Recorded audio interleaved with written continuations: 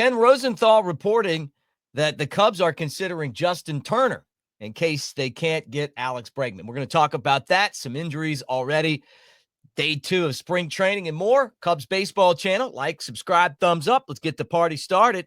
We appreciate all of you guys for hanging out with us like you do on a daily basis to talk Cubs. Let's get this party started. Go Cubs.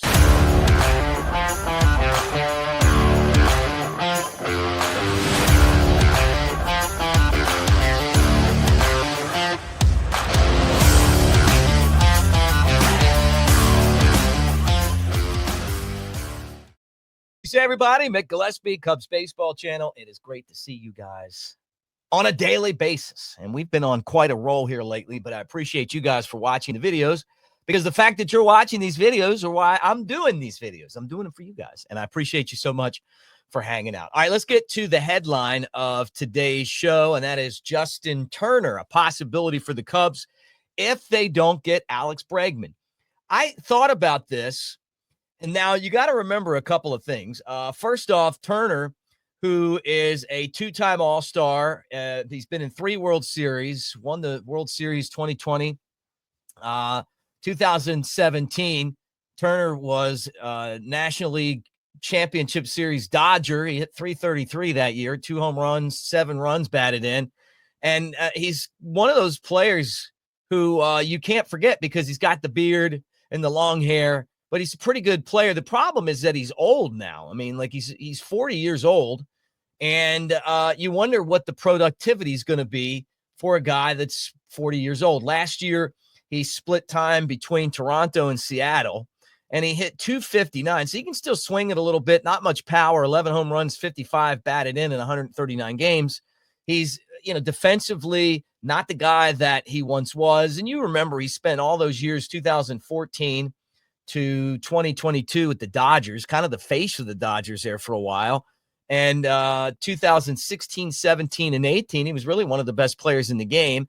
And then an all-star in 21 with the Dodgers. But really since then, he's kind of tailed off. So he's in the back end of his career. This feels like a couple of things to me.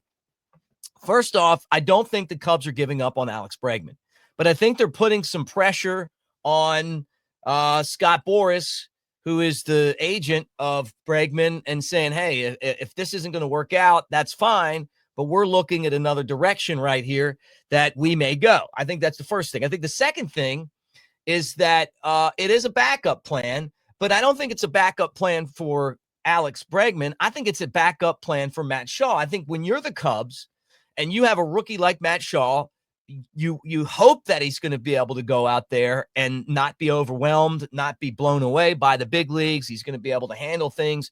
But just in case he doesn't, just in case he can't, now all of a sudden you've got somebody else there that you could probably get on a 1-year deal. Not going to cost you a lot, has some experience, and who knows, maybe even helps teach Shaw how to play that third base position. And Turner can play around the diamond. I mean, you could put him at first, you could put him at second, but he's a third baseman in my mind.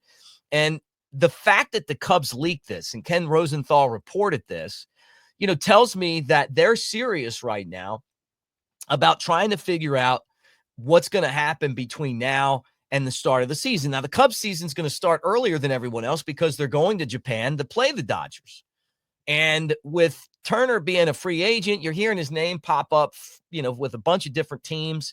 He still has some value, but is he someone that you really think that the Cubs are going to, would come in and be, the all-star player that he was in the past? I don't think so. But, he still has value, like I said. He was traded to the Mariners last year, at the deadline from the Blue Jays, right? And so they felt like, hey, the guy could come in and help us. And I think he's one of those players that people in the clubhouse like. And I feel like the clubhouse culture with the Cubs is something that they're definitely trying to address. They want to have players that are coming in and that are really focused on the clubhouse. Guys like Turner, who you bring in and you say, hey, man, not only do we care about what you do out on the field, but we also really care about the culture that we've created in this clubhouse.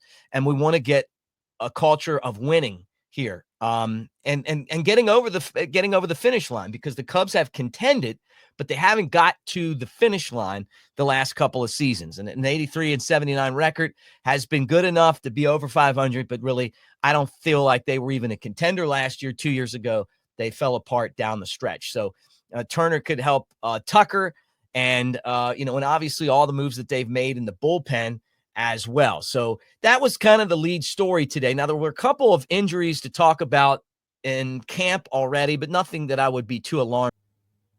Craig Counsell talked about the Cubs before practice yesterday and mentioned a couple of guys dealing with injuries. He said Javier Assad is dealing with some oblique soreness and is out right now. And then Brandon Birdsell is dealing with an issue back and shoulder areas. So Birdsell, a guy that ascended through the Cubs minor league system last year, really good four-seam fastball, came out of Texas. I think he went to Texas Tech. A strike thrower, though. And he got off to, and I think he's kind of one of those guys that always gets off to a little bit of a slow start. And then all of a sudden, and I mean like in April, right? And then by the time it gets hot, he's got that four-seamer up in the zone. He's a guy that looks like could be a starter in the big leagues and be very effective. And then I love Javier Assad. He's kind of your Mr. Do-It-All, is a great sixth starter, a guy that you could put in the bullpen for long relief. You guys know I've talked about him often. So hopefully those guys, I mean, this is early in spring training, but you're going to have this. You got a ton of pitching, and if you're going to deal with injuries or guys that are sore and all of that stuff, now's definitely the time to do it. And the final thing I wanted to talk about today, and I haven't mentioned this on the show, but Brewers broadcaster, the late great Bob Uecker, obviously passed away, and the Brewers are going to wear a Bob Uecker patch on their sleeve this season. Now, first off, I love Bob Uecker. When I was broadcasting Cubs games and in spring training, he'd come in. He knew Len from working with Len when Len was the Cubs TV guy, and then Len and I would do spring training together. And he would come in and it'd be like, Lenny, Mixter, just a great guy, really funny, genuinely funny, like the guy that you would expect from the guy on TV. But when I was a kid, like Mr. Belvedere was a show that they played at my babysitter's, and I loved it. Obviously, his role as Harry Doyle in Major League was awesome. Just a bit outside, like iconic stuff.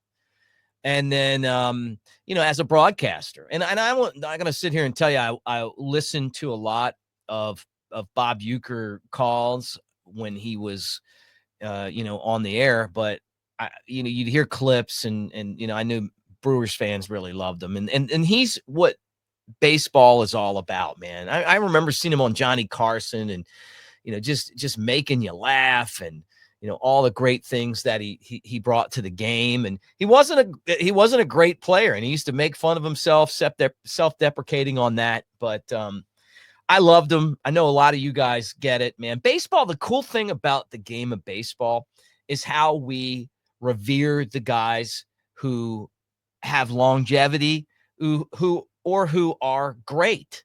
Like you may be a huge Cubs fan like me. Nolan Ryan comes to town this last year, and you're going to watch and you're cheering for him because it's Nolan Ryan, right? It doesn't matter who the guy is. Derek Jeter's last year, right? Rhino, when he played, Andre Dawson, there's just players that come through, and it doesn't matter if you're even a White Sox or a Cardinals fan, and you're like, hey, man, that is, Rhino there. And Bob Uecker did it all in baseball, and I think it's pretty cool that the Brewers are wearing that patch. So shout out to Uecker, and you guys get in the comments section. Tell me what you think about Bob Uecker. I'll tell you this. I wanted to ask him about Mr. Belvedere. I love the show, and so we're playing the Brewers. I know he's going to be in there. I'm going to go walk over and ask him. And Len looks at me and he goes, "Hey, you want to go talk to you?" Yeah. And it's like, "Hey, man, Ask him anything, but don't ask about Mr. Belvedere. And I'm like, what? He's like, yeah, don't ask. So I don't know why he didn't want me to ask, but if Len told me to do it, I did it, because he was always the guy that if he told you to do something, there's a reason behind it. Just listen. And Len always gave great advice. So, and he loved you too. So we all did, man. So pour one out for Uke, and cool patch there. I'd say that he's the Brewers version of Harry Carey. All right, thanks guys for hanging out. Like, subscribe, thumbs up. We'll do it again tomorrow. As always, I'm Mick Gillespie, and I can't thank you enough for making this channel part of what you do on a daily basis. Love you guys. Thank you. Go Cubs.